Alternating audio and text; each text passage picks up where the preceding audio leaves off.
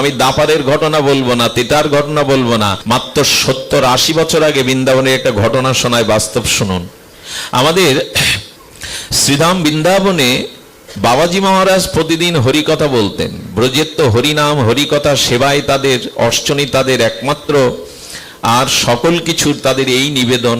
বসে বসে পাঠ শুনতেন। ওখানে এক 18-19 বছরের এক সরল যুবক আসে। সে এত সরল, তার নাম দিয়েছেন ওই আশ্রমের অন্যান্য ভক্তরা ভদু।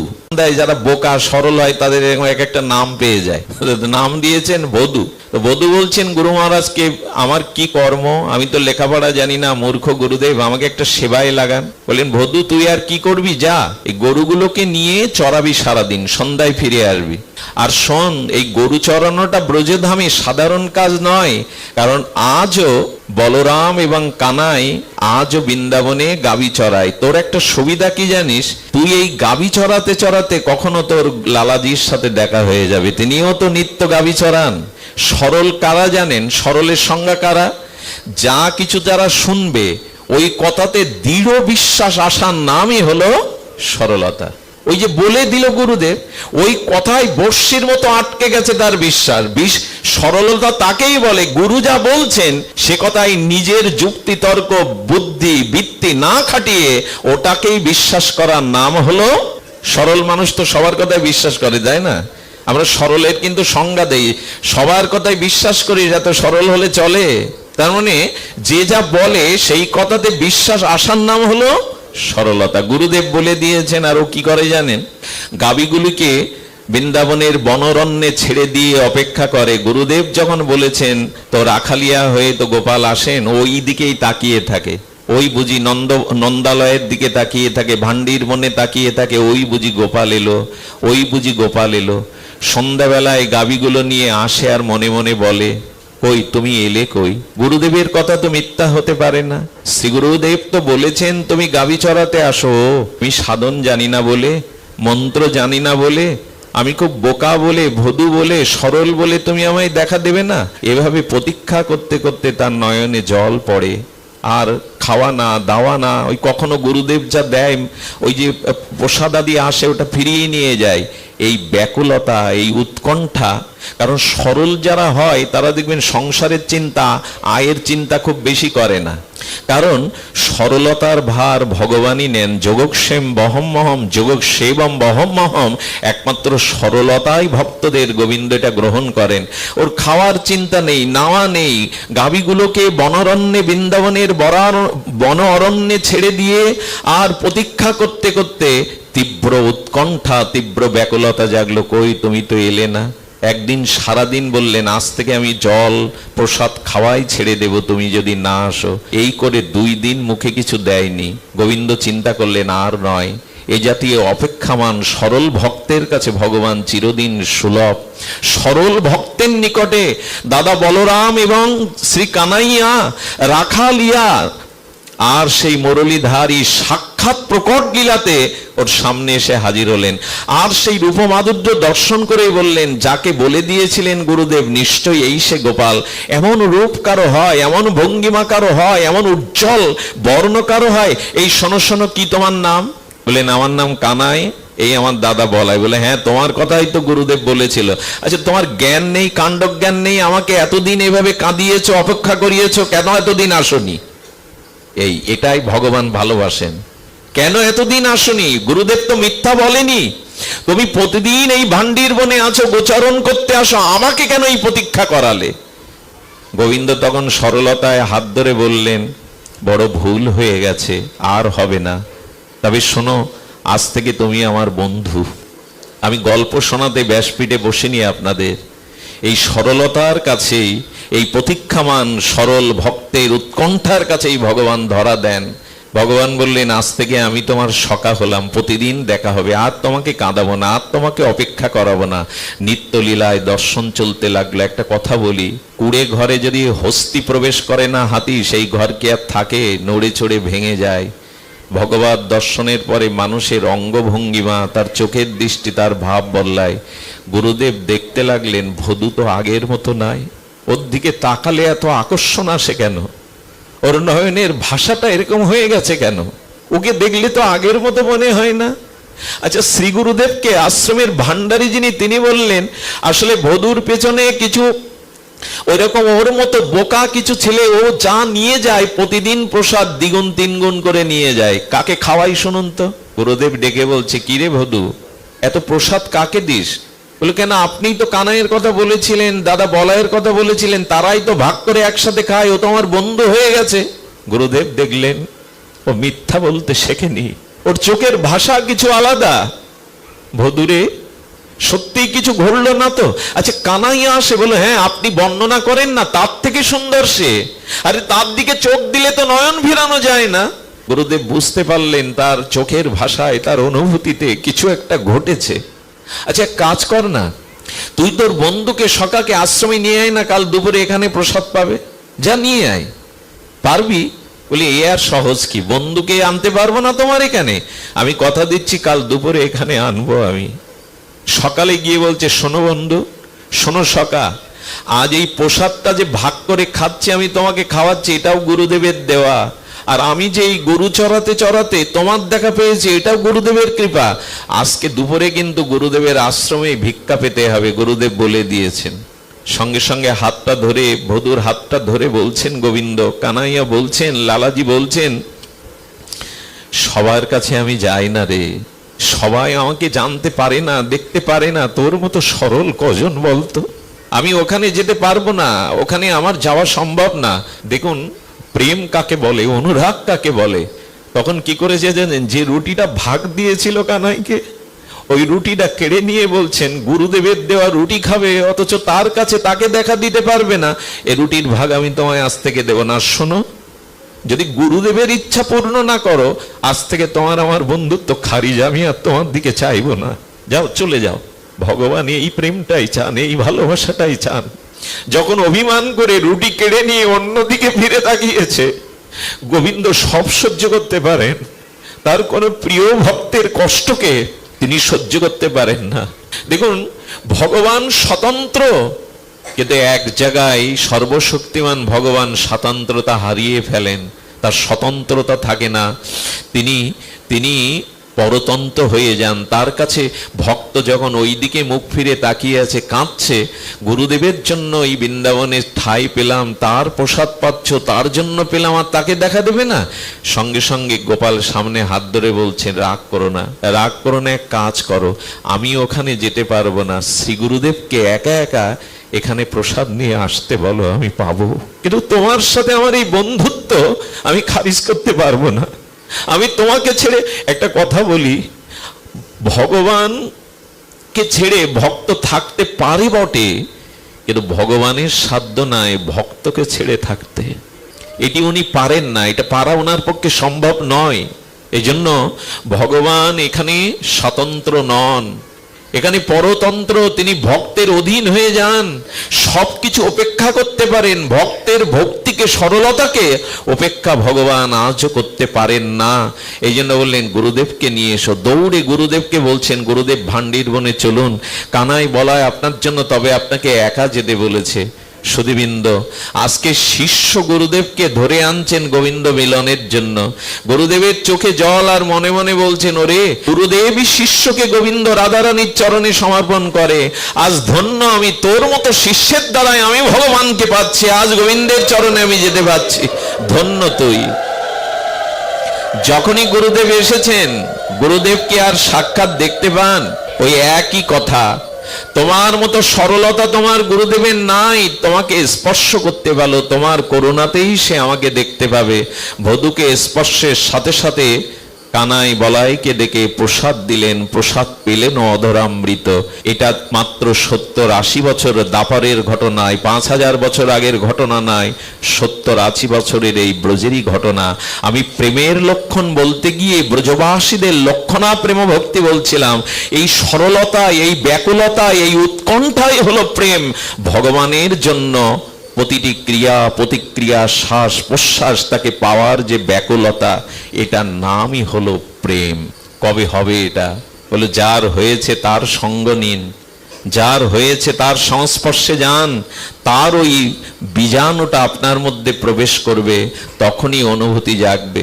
দেখুন, আমাদের হৃদয়ে বাসনা, কামনা, জন্ম জন্মান্তরীণ আবর্জনা, কুসংস্কারে ভরা, ওইখানে ভগবানের পাদ পদ্মকে রাখুন, ওইখানে ভগবানের লীলাকে বিন্দু বিন্দু আকার করে ওখানে সঞ্চিত করতে থাকুন।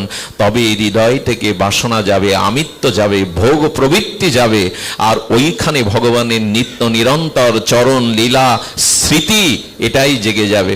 হৃদয়ে ভগবানকে গোপন করে রাখার নামই প্রেম।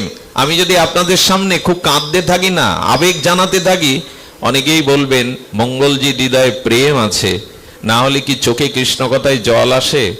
অভিনেতারাও তো কেঁদে আসর মাতায়, যাত্রা মঞ্চে, থিয়েটার মঞ্চেও কাঁদানো যায়। কান্নাটাই যে প্রেম এমন ভাবা উচিত নয়। কেউ কাঁদছে, মনে পড়ে কান্নাটাই এমন প্রেম নাই। একবার নবদ্বীপে একজন কীর্তন হলেই লাভ দিত, গড়াগড়ি দিত। কীর্তন যেই চরমে উঠত, সঙ্গে সঙ্গে ধুলাই গড়াগড়ি দিত, লাভ দিত। সবাই বলতো কি প্রেম রে। তো গুরুদেব একদিন বলছেন, দেখ আমি খুব লক্ষ্য করেছি, জীব গোস্বামীর সন্দর্ভে বলেছেন, চোখের জলের আগে কিছু লক্ষণ আছে, এই লক্ষণগুলো না মিললে চোখের জলটাই শুধু প্রেমের পরিচয় নয়। সেই লক্ষণ আমি ওর মধ্যে দেখিনি। হলো কি লক্ষণ? বললো প্রেমের আগে ভাব, ভাব থেকেই তো ভক্তি বা প্রেম। কিন্তু ওকে আমি দেখেছি, ও কীর্তন হলেই লাভ দেয়, কীর্তন হলেই গড়াগড়ি দেয়, কিন্তু লক্ষ্য করেছিস আজ 2 বছর ধরে দেখছি কীর্তনেও লাভ দিতে দিতে গড়াগড়ি দেয়, কিন্তু চশমা কোনোদিন খোলে না, ওর চশমা কোনোদিন ভাঙে না। গুরুদেব বললেন, এর মানে ওই লাভ দিলে কি হবে, গড়াগড়ি দিলে কি হবে, ও সতর্ক থাকে যাতে চশমার কাজ না ভাঙে।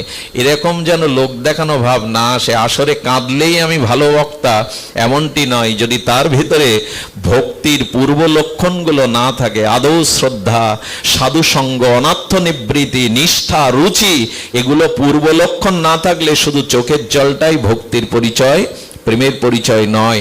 চাই নিষ্কপট ভাব, চাই নিষ্কপট উৎকণ্ঠা, এগুলি তবে চোখের জলের প্রয়োজন। আমাদের উপাসনা চোখের জলে ছাড়া হবে না।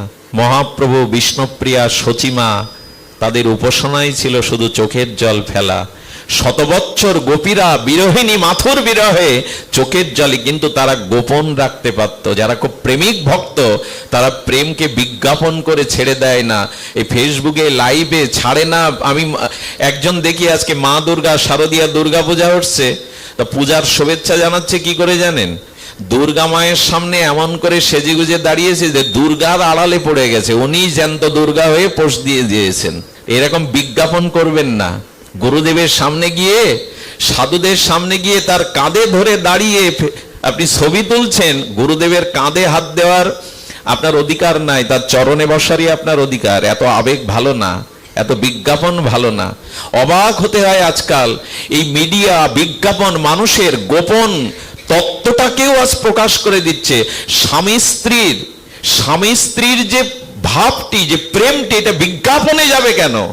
আমরা ছেড়ে দিতে পারলেই বাঁচি, অন্তরঙ্গ মুহূর্তগুলো ছেড়ে দিতে পারলে বাঁচি।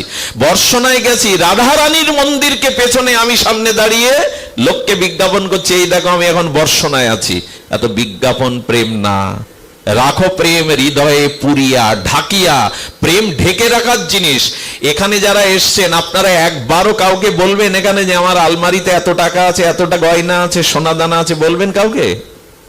সোনা দানার সম্পত্তি যদি গোপন রাখেন, প্রেম তো আরো বড় সম্পদ, তাকে গোপনে রাখুন। লোককে জানানোর যত ব্যস্ত হবেন, বিজ্ঞাপনে যত ব্যস্ত হবেন, প্রেম তত আপনার থেকে সরে যেতে থাকবে। প্রেমকে কোনো গোপিকারা, গো শব্দে ইন্দ্রিয় আর পি শব্দে পান যারা করতে পারে, অর্থাৎ যারা প্রতি ইন্দ্রিয় দিয়ে গোবিন্দের নাম ও রস অমৃত সুধা পান করে, হ্যাঁ, যারা সমস্ত ইন্দ্রিয় দিয়ে পান করে। আমরা প্রসাদ পাই মুখে, কি পাই? কেউ কেউ বলে আমি 10 বছর ধরে প্রসাদ পাচ্ছি। আরে পাচ্ছ, তাতে কি হয়েছে? জানাবার কি আছে? প্রসাদ পাই আমরা মুখে। আহার মানে বাইরে থেকে ভেতরে যা গ্রহণ করা হয়, আহরণ করা হয়, তার নাম প্রসাদ। আমি মুখে প্রসাদ দিচ্ছি 10 বছর, আর মোবাইলে 2-3 ঘন্টা আবল তাবল দেখছি প্রতিদিন 2 ঘন্টা, ওই প্রসাদে কাজ দেবে না। চোখের আহারটাও ভালো করুন, কানের আহারটাও ভালো করুন, মনের ভাবনাটার আহারটাই ভালো করুন। এই সব মিলে আহার যখন সাত্বিক হবে তখনই আপনার ভেতরে প্রেম আসবে। জন আহার মানে যা কিছু, গোপীরা কি করত, সমস্ত ইন্দ্রিয় দিয়ে শ্রী গোবিন্দের নাম রস সুধা অমৃত পান করতো, অন্য কিছু পান করতো না। এক গোবিন্দ অমৃত ছাড়া গোপীরা সমস্ত ইন্দ্রিয় দিয়ে পান করত। আর প্রেমটাকে ওরা গোপন রাখতো। এই জন্য গোপী কেমন গোপন রাখতো, গোবিন্দও পারেননি গোপন রাখতে। দেখুন দ্বারকায় 16,108 জন মহিষী, তার মধ্যেও সকালে উঠে রুক্মিণী সদ্যমামা জাম্ববতী প্রেয়সীগণ দেখত গোবিন্দের বালিশটা ভিজে। কেন জানেন? ঘুমিয়ে ঘুমিয়ে গোপীদের কথা ভাবতে ভাবতে, ব্রজবাসীদের কথা ভাবতে ভাবতে রাত্রে এত কাঁদত, বালিশটা ভেজা পাওয়া যেত। কখনো কখনো স্বপ্নেতে গোবিন্দ হা রাধে হা গোপী বলে কেঁদে উঠত। আরে চিন্তা করে পারত না রুক্মিণী সত্যভামা, আমরাও তো প্রাণ দিয়ে প্রাণনাথকে ভালোবাসি, গোপী গোপী করে চিৎকার করে কাঁদে কেন আমাদের প্রাণনাথ? ওইটা কি আর ভুলতে পারে গোবিন্দ? রুক্মিণী দেবী বুঝেছিলেন কেন গোবিন্দ রাধে রাধে বলে কেঁদে ওঠে স্বপ্নের মধ্যে, কেন বালিশ ভিজায়। কেন জানেন? কুরুক্ষেত্রে 100 বছর পরে যখন রাধা মাধবীর মিলন হয়, অর্থাৎ ব্রজবাসীদের সাথে দ্বারকাবাসীদের কুরুক্ষেত্রে মিলন হয়, এটা আপনারা জানেন শাস্ত্রজ্ঞগণ। তো মিলনের সময় রুক্মিণী দেবীকে একবার বলেছিল কৃষ্ণ, যদি রাধারানীর কাছে যাও একটু সেবা করে এসো। আর সেবা করতে গিয়ে তুমি দুগ্ধবর্তন করে খাঁটি গোদুগ্ধটা তাকে একটু সেবা করিয়ে এসো। তা দুগ্ধবর্তন করে নিয়ে গেছে, কিন্তু সেবার আবেশে রুক্মিণী দেবী দেখেনি ওটা কতটা শীতল, খুব তপ্ত ছিল, খুব গরম ছিল। দুধটা যেই রাধারানীর মুখে দিতে গেছে, বললেন কৃষ্ণ বিরহে বিরহিনী যে, তার কি সঙ্গীত, তার কি দুগ্ধ খেতে ভালো লাগে? বললো গোবিন্দই তো তোমাকে সেবার জন্য পাঠিয়েছেন। যেই বলেছে গোবিন্দ পাঠিয়েছেন, সঙ্গে সঙ্গে দুধটা পান করে নিল। দুধ পান করিয়েছে সকালে। সন্ধ্যায় রুক্মিণী দেবী প্রাণনাথ শ্রী গোবিন্দের চরণ সেবা করতে গিয়ে দেখে ফোসকা পড়ে গেছে গোবিন্দের কোমল চরণে। প্রাণনাথ, তোমার চরণে এরকম লালিমা হয়ে গেছে, ফোসকা পড়ে গেছে, কোথায় তাপ লাগলো? বলে সকালে তো তাপটা তুমিই দিলে। আমি দিলাম মানে? বলে রাধারানীকে তুমি যে দুগ্ধটা খাইয়েছিলে, ওই দুগ্ধটা অতি উষ্ণ ছিল, গরম ছিল। বলে তাতে কি হলো? রাধারানী দুগ্ধ খেয়েছে তো তোমার চরণে কি করে পড়লো? বলো রাধারানীর হৃদয়ে ওই তপ্ত দুগ্ধটা প্রবেশ করে আমার চরণ পুড়িয়েছে, কারণ ওই হৃদয়ে আমার চরণ ছাড়া যে আর কিছু নেই। এসব কথার গভীরতা আমরা মাপতে পারবো না, এসব কথার গভীরতা আমরা মাপতে পারবো না, তবু শুনে রাখা ভালো। হৃদয়ে গোবিন্দ চরণকে এমনি করে গোপনে রেখেছিল ওরা। সুধীবৃন্দ, ওরা কি করতো জানেন? চলো সিজ্জাদ ব্রজ চারণ পশুন নলিন সুন্দর নাথতেতে পদম। কি শব্দ দিয়েছে দেখুন। শিলা তীরাঙ্কুরে শীতদৌতি ন কলি লতাং মন কান্ত গর্ষতি।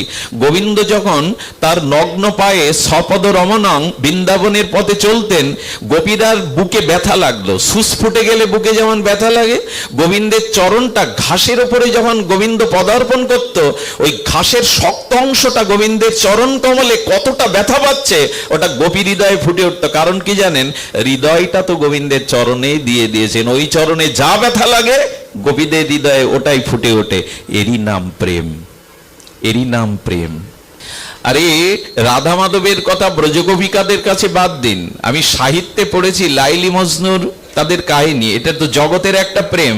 কিন্তু সেখানেও জানা যায় এতটা তাদের ভিতরে অন্তর বিনিময় হয়েছিল যে লাইলিকে বেত্রাঘাত করলে মজনুর গায়ে তার দাগ ফুটে হয়েছিল। জগতে যত রক্তবাংশের রমণী আর পুরুষের জীবনে যদি একজনকে আঘাত করলে আর একজনের গায়ে তার ব্যথার দাগ ফুটে ওঠে, ব্রজ গোপিকাদের রাধারানীর তবে কি হবে? এই জন্য ভগবানকে হৃদয়ে, তার চরণকে সুখের জন্য, আনন্দের জন্য সর্বদা হৃদয়ে রাখা, এরই নাম প্রেম। সুধীবৃন্দ, আমি সময় নেওয়ার অধিকার নেই, তবু এইটুকু জানাবো যে প্রেমের সংজ্ঞা বলেছিলেন দেবশ্রীবাদ নারদ। কি বলেছিলেন? তৎ অর্পিত খিলাম চেষ্টাম চরিত, অর্থাৎ আমার সমস্ত চেষ্টা তার সুখের নিমিত্তে যদি হয়, এটা সম্ভব। এটা আহারে বিহারে শয়নে স্বপনে সর্ব অবস্থায় সম্ভব যদি গুরু কৃপা হয়, মহৎ কৃপা হয়, সাধু সঙ্গের অনুভূতি হৃদয়ে জাগে, তবে প্রত্যেকটি কর্ম। আমি দেখেছি ভালো সার্জারি ডাক্তার ওটিতে তিনি অপারেশন করার আগে একবার ভগবানকে স্মরণ করিয়ে নেন। অনেক বড় ডাক্তার আছেন, ভগবানকে সমর্পণ করে, রোগীকেও বলে দায়িত্ব ভগবানের, আমি কেবল উপলক্ষ। আর এটাই তো, সব কর্মই ভগবান করেন। আচ্ছা, নিমিত্ত মাত্রং ভব সব্যসাচিন, একথা একাদশ অধ্যায়ে গোবিন্দ অর্জুনকে কেন বললেন? যুদ্ধ তো অর্জুনই করলেন নাকি? তীর ছাড়লেন কে? অর্জুনই তো। গান্ডীব সাধনার দ্বারা গান্ডীব পেলেন। আচ্ছা, এত বড় বীর অর্জুন, তিনি কুরুক্ষেত্রে দাঁড়িয়ে যুদ্ধ করলেন, অথচ একাদশ অধ্যায়ে বিচিত্র অচিন্তনীয় বিশ্বরূপ দেখিয়ে গোবিন্দ শব্দটা দিলেন কি? নিমিত্ত মাত্রং ভব সব্যসাচিন। অর্জুন, তুমি নিমিত্ত মাত্র, আমি ওদের মেরেই রেখেছি। এই কথার অনুভূতি কি? কাজ আপনি করেন, সব কাজ আপনার দ্বারা হয়, কোনো কাজ আপনার দ্বারা হয় না। এই বাণীটা লক্ষ্য করুন গীতার। নিমিত্ত মাত্র, তুমি নিমিত্ত মাত্র। অর্জুন তখন সুযোগ পেয়ে গেছে, আমাকে যে নিমিত্ত মাত্র বলছো, তবে হে ভগবান, তুমি জানাও আমি তো যুদ্ধ করতে চাইনি, আত্মীয়বধ করতে চাইনি। তুমি যদি ওদের মেরেই রাখবে, ওরাই যদি মরেই থাকবে, তা আমাকে সামনে আবার তীর ধনুক ধরে দাঁড় করিয়ে দিয়েছো কেন? এর উত্তর কি? এর উত্তর একটাই। গোবিন্দ কি বললেন জানেন? বললেন, কাম করি আমি, আর নাম যাতে ভক্তরা, এই জন্য ভক্তকে সামনে রাখি আমি। কামটা আমি করি, কাজটা আমি করি, কিন্তু উপহারটা, সুনামটা যাতে ভক্তের হয়। অর্জুন, তুমি কিছু করতে পারো না, তুমি নিমিত্ত মাত্র। সবাইকে আমি মেরে রেখেছি, কিন্তু তোমাকে সামনে রেখেছি কেন জানো? কাজ আমি করি, কিন্তু সুনামটা আমার ভক্তকেই দিয়ে দিই আমি। সুনামটা, ভগবানের কি করুণা দেখুন। ভক্তের মহিমা প্রচার করাই হলো ভগবানের একমাত্র ব্রত। কাজ করি আমি, হরিকথা কি আমার বলবার সামর্থ্য আছে? বলছেন সদ্গুরুদেব ভগবান, কিন্তু বাইরে দিয়ে আমাকে সামনে রেখেছেন নিমিত্ত মাত্র। এই জন্য কোনো কাজ আপনার দ্বারা হয় না, আগে এই সমর্পণটা ভগবানের চরণে করে দিন, সবই তুমি করো। আমরা তো কাঠ ও পুত্তলিকার ন্যায়, আমাদের যেভাবে নাচাচ্ছ আমরা সেইভাবেই নাচছি। আগে এই সমর্পণটা তো করুন, এটাই প্রেমের সূচনা বা শুরু। সবকিছু তুমি, নিমিত্ত মাত্রং ভব সব্যসাচিন। প্রেমটা কেমন? আমি গতকাল পাঠে এটা উল্লেখ করেছিলাম। অর্জুনের একবার অহংকারও এলো। অহংকার এলো এই যে যুদ্ধ বিজয়ী আমি, আর আমি গোবিন্দের এত বড় ভক্ত যে আমার কারণে ভগবান আমার সারথি হলেন। সুধীবৃন্দ, এই ভক্তির অভিমান যখন এলো, আমি বড় ভক্ত, অন্তর্যামী গোবিন্দ তখন বললেন, অর্জুন চলো তো একটু বেরিয়ে আসি। সেই রথে করে অর্জুনকে নিয়ে গিয়ে গোবিন্দ মায়ার দ্বারা কি করলেন জানেন? অর্জুনের হৃদয়ে পিপাসা জাগিয়ে দিলেন। অর্জুন বললেন, আমার বড় পিপাসা লেগেছে। বলল, ওই দেখো একটা কুঠিয়া আছে, নিশ্চয়ই কেউ ভজন করছে, ওখান থেকে পিপাসার জল পান করে এসো। অর্জুন গিয়ে দেখে, আর ৮০ বছরের এক বিদ্যা বসে বসে জপ করছে, ওং কৃষ্ণায় নমঃ, ওং নমঃ ভগবতে বাসুদেবায়। জপ করছে, করুক। জল চাইতে গিয়ে দেখে বুড়িমার মাথার কাছে ৩টে ধারালো অস্ত্র টানানো, তলোয়ার টানানো ৩টে। উনি ভাবলেন একটা থাকলে বোঝা যেত আত্মরক্ষার জন্য জঙ্গলে, ৩টে কেন রাখা? পিপাসাবাদ দিয়ে জিজ্ঞাসা জেগেছে, বুড়িমা আমি একটু পিপাসার জন্য এসেছিলাম আপনার কাছে, কিন্তু একটা প্রশ্নের উত্তর যে আগে চাই। আপনি এখানে বসে কুটিয়ায় ভজন করছেন, কিন্তু ৩টে ধারালো তলোয়ার এখানে কেন টানানো? বলে, ৩জনকে গলা কেটে দেবে বলে, হত্যা করব বলে। অর্জুনের তো ভয় লাগার কথাই শুনে বলে, ৩জনকে গলা কাটবেন কারা তারা, আর কেনই বা কাটবেন? বলে, শোনো, আমার ভগবানকে, আমার লালাকে, আমার কৃষ্ণকে ৩জন কষ্ট দিয়েছে সব থেকে বেশি, ওদের মুন্ডু কাটবো বলে আমি তলোয়ারটা ধার দিয়ে এখানে রেখে দিয়েছি টানিয়ে। বললো, কে কে? অর্জুন শুনছে, বলছেন, প্রথম দ্রৌপদীকেই কাটবো আমি। আরে গোবিন্দ কেবল খেতে বসেছিলেন, হ্যাঁ, আর দ্রৌপদীর বস্ত্রহরণে তখন ডাক দিলেন, কোথায় আছো মধুসূদন? খেতেও দিলি না আমার ভগবানকে, আর ভগবান কাপড় হয়ে তোকে জড়িয়ে ধরলো, আর পেলি না সময়? ওকে পেলে আমি আগে মন্ড কাটবো। আর গোবিন্দকে খেতেও দেয়নি সেদিন। অর্জুন তখন বলছেন, ইনি তো সাধারণ নন। আর সিরিয়ালে আর কে আছে বুড়িমা? বলেন, আর একজন হলো যশোদামা। সর্বনাশ, যশোদাকে কাটবে বলে তলোয়ারটা নিয়ে রেখেছো। প্রেম কাকে বলে দেখুন। বলে, হ্যাঁ তুমি রাজমাতা, হ্যাঁ তুমি নন্দরানী। আরে মাখন একটু খেয়েছে, ছড়িয়েছে, ভাণ্ড ভেঙেছে, মাটির ভাণ্ড, এরকম কোটি ভাণ্ড তোমার ঘরে আছে। তা বলে গোবিন্দকে রৌদ্রে অধিকালে দড়ি দিয়ে বাঁধবে? ওর উদরে ওই দড়ির দাগ পড়ে গেছে, এত কষ্ট দিয়েছে। যশোদাকে বলে এই দ্বিতীয় তলোয়ার দিয়ে কাটবো। একটা ভাণ্ডের জন্য, মৃত্তিকা ভাণ্ডের জন্য গোপালকে বেঁধে রেখেছে, ওর মাথা আমি আগে কাটবো। তৃতীয় জনকে বলে, তৃতীয় জন হলো অর্জুন। উনি যে অর্জুন উনি তো জানেন না, অর্জুন ভয়ে পেয়ে দোবা পিছিয়ে গেছে। বলে অর্জুনকে কেন কাটবেন? বলে কাটবো এই জন্য, নিজে ড্রাইভার করলো আমার কৃষ্ণকে। আরে কত বান এসে বুকে লাগলো, কত রক্তারক্তি হলো, ঘোড়ার জলটা পর্যন্ত সে খাইয়েছে। এত বড় দুঃসাহস ওর! আমার কৃষ্ণকেও সারথি করে, ঘোড়ার জল রথ মোছার দায়িত্ব আমার কানাইয়ের। ওকে পেলে আমি ওর মুন্ডু কাটবো। কেন করলেন গোবিন্দ এই দৃশ্যটা? বললেন অর্জুন, প্রেম দেখো, ভালোবাসা দেখো কাকে বলে। ভগবানকে সুখ দেওয়ার নামই হলো প্রেম। অনন্য মমতা বিষ্ণু, এটা মমতা না হলে এমন কথা বলতে পারে বুড়িমা? এই জন্য ভগবানের প্রতি মমতা কখন আসবে? পরিশেষে বলি, যখন ভগবানের সাথে আপনার একটা সম্বন্ধ আসবে, তখনই তার প্রতি ভালোবাসা, মমতা এগুলি জন্মাবে।